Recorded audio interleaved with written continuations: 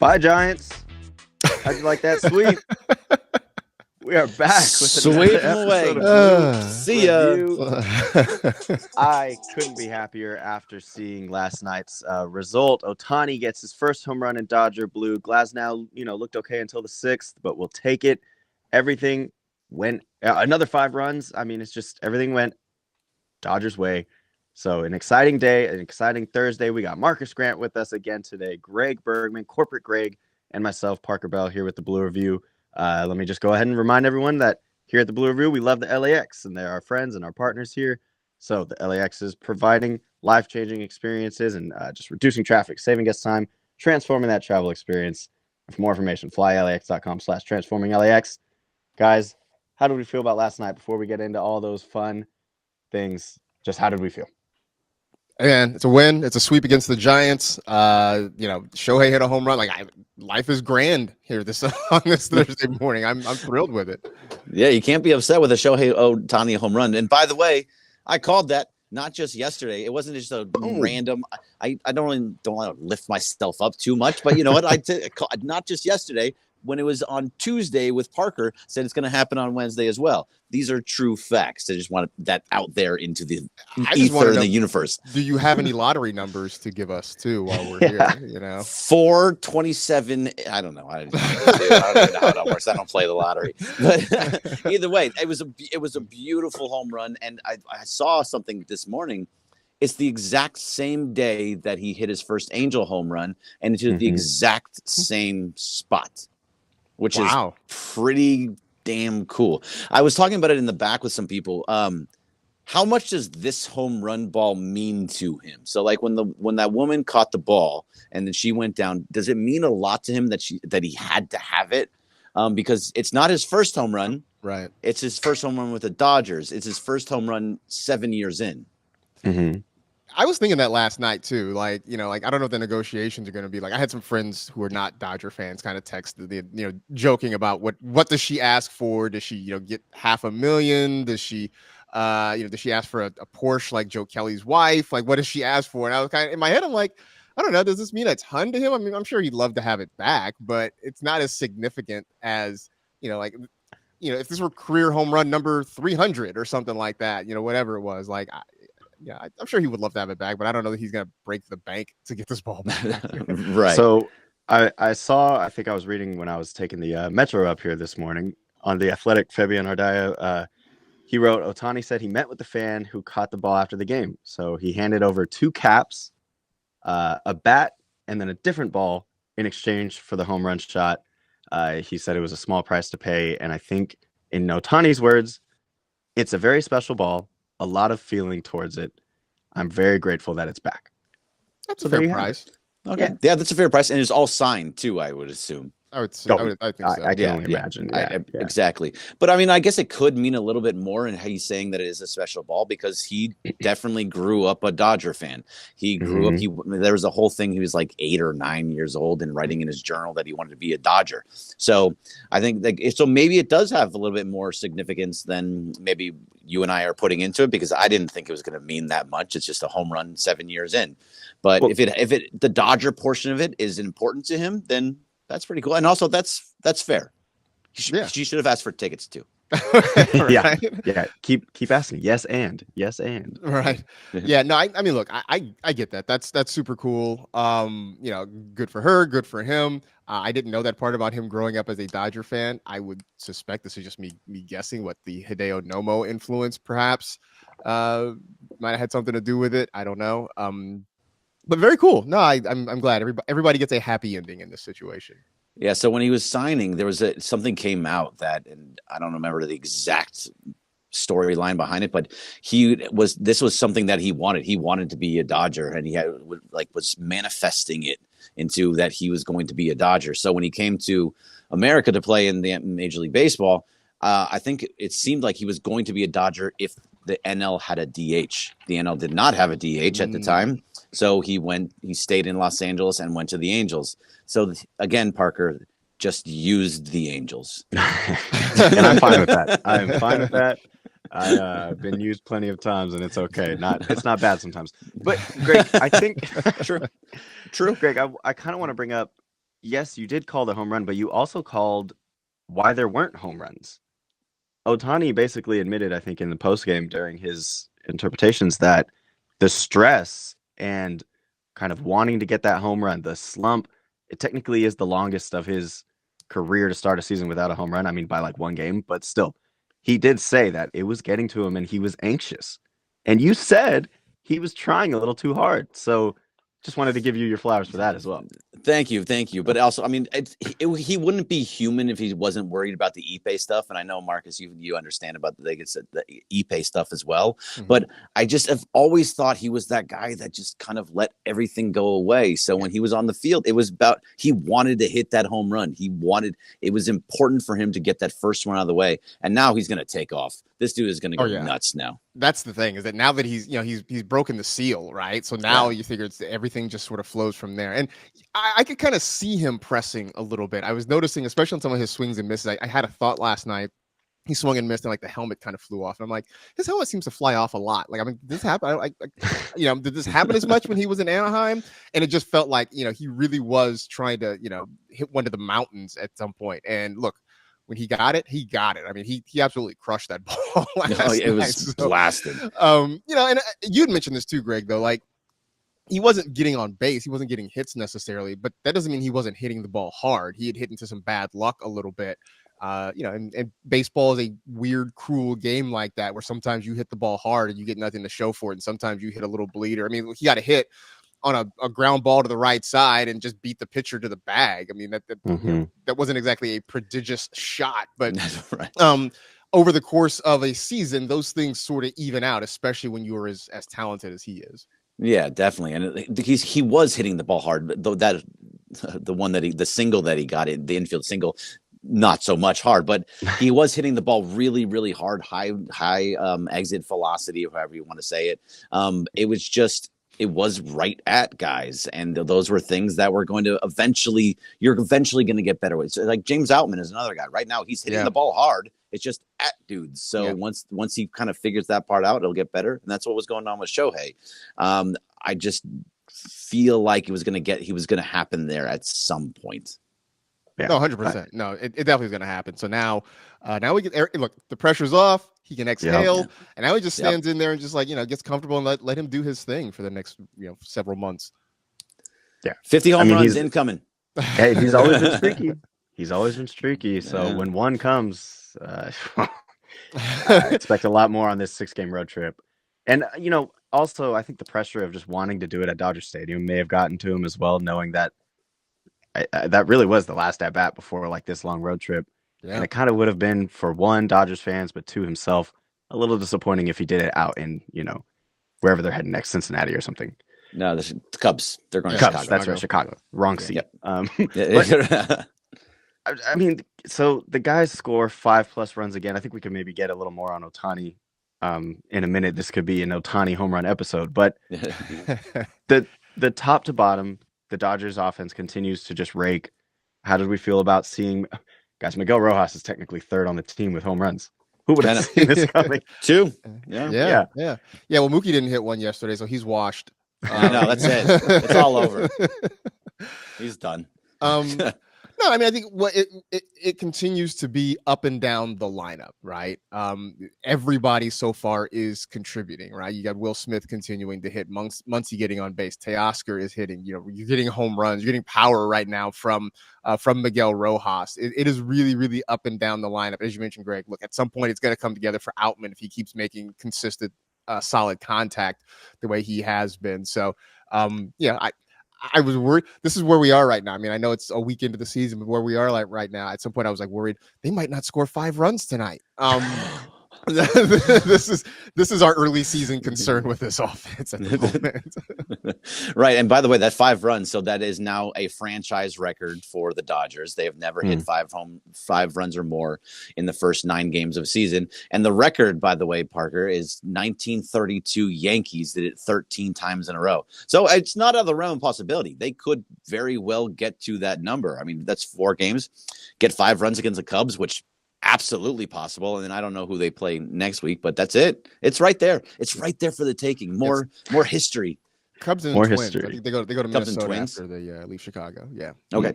Yeah, I mean, all things are possible, and especially with the way that this lineup is hitting right now, and the way Mookie is hitting, and if Shohei decides, okay, I remembered how to hit a baseball, then they're in good shape to get that. I don't think any of those guys, like the Cubs, don't really have any of those amazing pitchers. Kyle Hendricks, who they're facing on Friday, is not the same guy that he was, 4 years ago. So it's going to be possible. I mean, if it doesn't happen, it's not the end of the world. But at the same time, it's like this is another bit of history that can happen.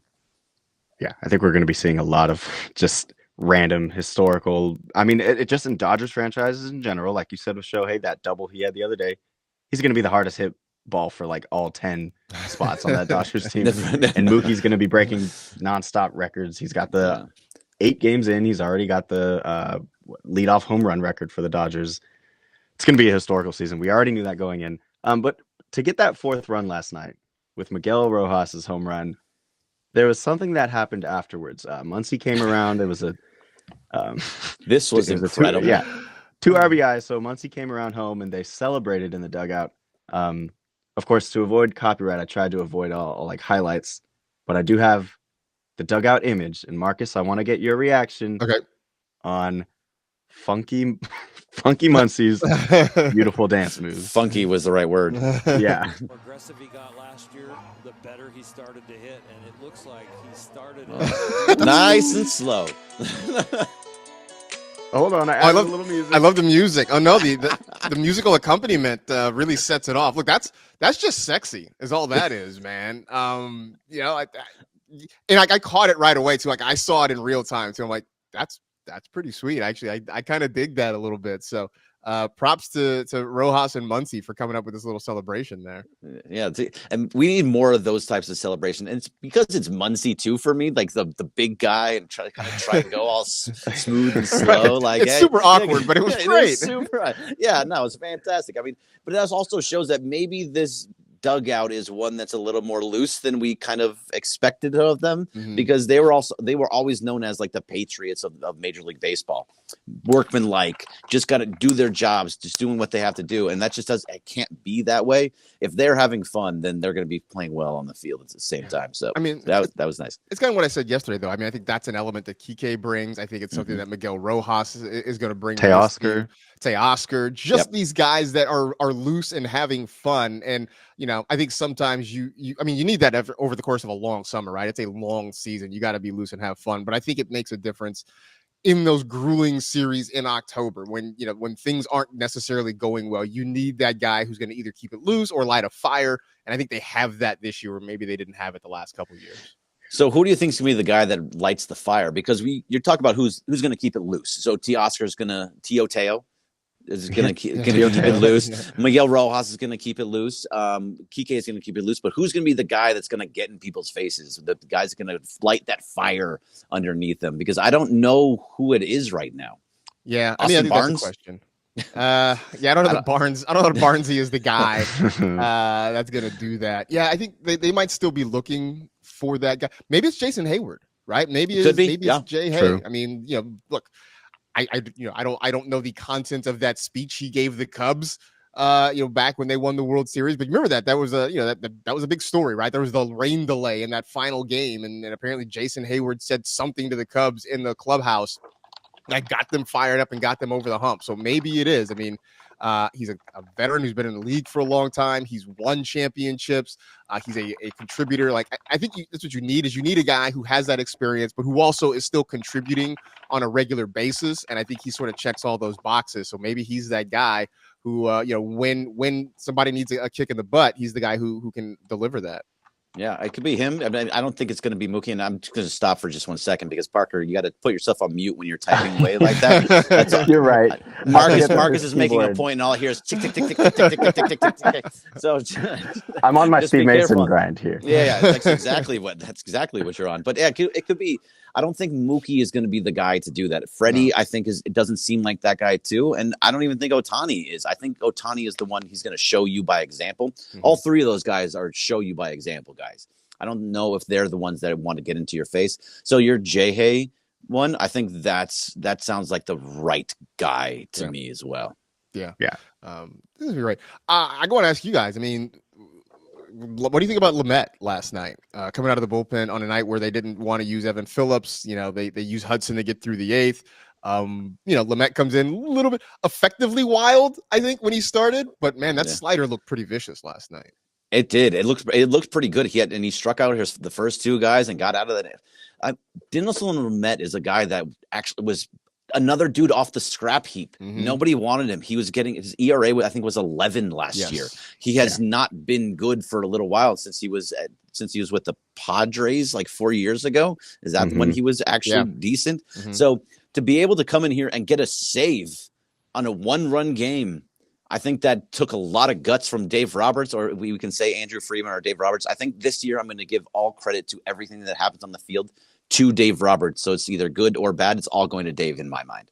Can we agree on that? That's fair. You go with that? Yeah. Fair. It's most likely all Andrew Freeman, but I'm going to give it to Dave from now on.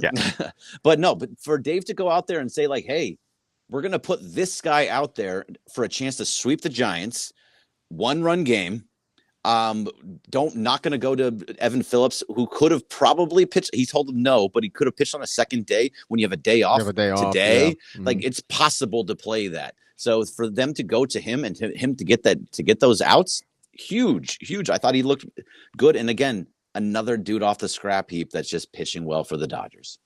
Yeah. Dodgers don't miss. And I mean, at least Greg is happy he didn't have to see the villain V. The villain V. He is a villain. Well, I mean, he'd thrown a couple of days in a row too, so I would imagine that they wanted to try to avoid getting him out there. But I think Joe Davis made the point last night, or maybe it was Oral, but one of them made the point that this is a very experienced bullpen. I mean, these are guys who have been around for a while and have had varying degrees of success. I mean, I didn't remember, but Lamet was fifth in the Cy Young voting that one year he had in San Diego. So I mean, Daniel Hudson has been around. I mean, they have guys who have been through some battles in Major League Baseball. So like, this is not what it's been in the past, where you had a lot of young guys who are sort of feeling their way. These are guys who can kind of know how to navigate trouble when they find it. Yeah, and even Joe Kelly looked better last night. Struck out a bunch of dudes. So we'll take 2 Ks. When Joe Kelly is firing and he's actually hitting his spots, he's an amazing pitcher. When he's wild, he is massively wild. He's all over the place. Like, watch out, man. Don't dig in. Like you could get hit in the face, or it can go 5 feet to the right. Like it can go anywhere when he's wild. You can't trust it. But when he has control, like you're not getting a hit. It's not going to happen. And that's why you bring that guy back. But no, you're right. The bullpen is one that has been around they've been through a lot of things. But so I say it every single year. You say it every year. Just your bullpen at the beginning of the year is not your bullpen at the end of the year. So some of these dudes are not going to be there at the end. Yeah, that's very true. And again, this is the time when guys are sort of establishing their roles, and I know it's early. Look, it's April, right? But as we get through the summer, you'll see guys making their case for October and trying to figure out where they slot. I know we keep saying this, right? Help is on the way. Bueller's going to be back soon. They're going to get Gratterall back soon. So you're going to get some more arms. That means some guys there's not going to be room for some guys. Other guys are going to have their roles change. So this thing is going to be evolving all year long. Yeah, and they also brought in Nick Ramirez from the Yankees, the Yankees DFA'd him, so there was something that was not right, obviously. But that's just another left-handed pitcher who he was good last year. He was a good pitcher last year, so I don't know what had happened. I didn't pay attention to the Yankees offseason, but something must have gone wrong. If they grab another guy that was DFA'd, that's how they got Evan Phillips. Mm-hmm. The Rays DFA'd him, and now he's your closer. Those things aren't supposed to work out that way. They just seem to work out for the Dodgers. And if Nick Ramirez is another guy that works out for, just great. Fantastic. Yeah, absolutely. 100%. Yeah. And for Daniel Hudson, by the way, just to kind of shine some light on him, I do wish just the absolute best, because it's really cool to see the 37-year-old just attempting to make a comeback and honestly give it like his last go. I know before the season started, he was basically saying, I'm just going to see if the legs hold strong. And if they do, I'll give it my all for this franchise and this franchise only. So that was just extremely cool to see. And the fact that he's out there pitching innings. And I mean, I know Jorge Soler got the best of him, but Soler. The dude just hits bombs. That's gonna happen. Yeah. That's gonna happen. But Marcus, let's head to you real quick. Glasnow, we haven't really talked about him much outside of just surface level. How did we feel about the performance? And he got himself out of the situation, but 6 innings pitched. How do we feel, Marcus? It was okay. I would give it like a B minus maybe. If I was giving it a grade. The fastball, the slider looked great. He was struggling with that curveball all night long. He threw a couple of real beauties, but it just seemed like he spiked it more often than not. It just, it didn't seem like he had command of everything. But I give him credit for battling. I mean, he did enough to get through 100 pitches, through 6 innings, left with the lead.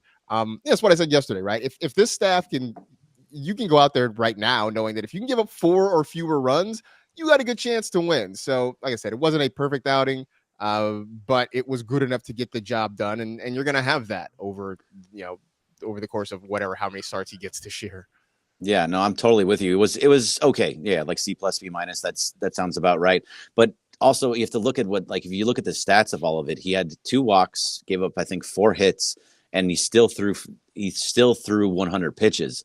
That means that in 6 innings, that means that he was getting into deep counts a lot, getting to those 3 and 2 counts, throwing too many pitches to get guys out. He did have 7 strikeouts, but the curveball, what you mentioned, that when they gave up the 2 runs, that was a curveball that just did not do anything. Anywhere. It sat there right in the middle of the plate, and Matt Chapman made him pay. And and you could tell visibly upset after he gave up that hit.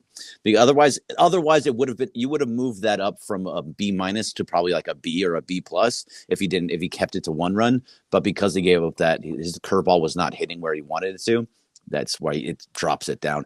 He'll be fine though. Once he gets control of that curve, he'll be great. Yeah. And I mean, he's looking healthy to start the year off, and that's all we can ask for.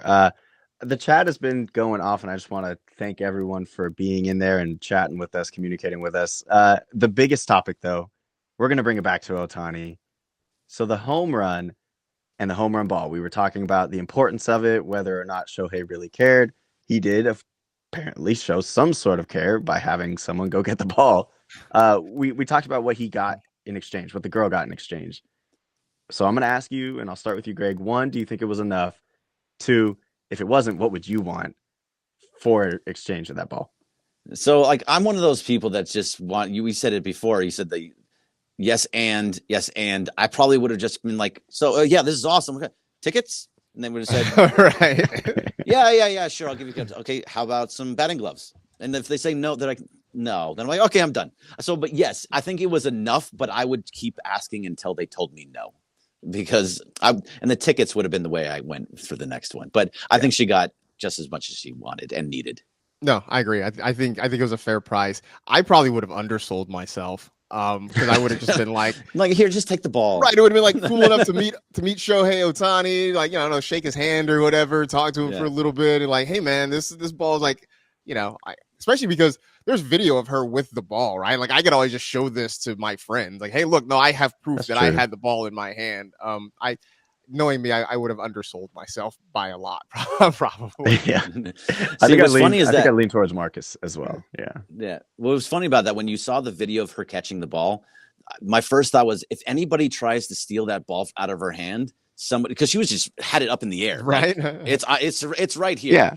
If someone tried to take it, that's it. Like, who it is. Like that. There's no getting away. Yeah, exactly. It was so you were focused in on that. So thought that was pretty funny. Yeah. By the way, one last thing. After, what did you think of the sunflower seeds to the face? Oh, that's funny. Yeah, that was very just funny. Don't hit my eye, man. Well, we saw it. My wife was like only half paying attention. She's like, "Why are they throwing sand at him? Like, don't throw sand at me." I'm like, "No, I think it was sunflower seeds." just for me, the image of Teoscar's seeds all over. Yeah, we're just gonna stop there and pause. But look, pause. It's just another that's a good place to end the show, I think. Right? Hey, that was a good episode of Blue Review. We'll see you tomorrow, 9:30 to 9:55. Oh man. Well, yeah, we're just gonna end it. Parker may or may not be back. Marcus Grant, thank you for being here. Greg Bergman, thank you as well as always. I've been Parker Bella. This is the Blue Review. Ohtani with his first dinger as a Dodger. We love to see it, and many more are coming. We know that to be true. So we'll be back again tomorrow, 9:30 to 9:55. As always, the Blue Review presented by LAX. Thank you guys. We'll catch you next time.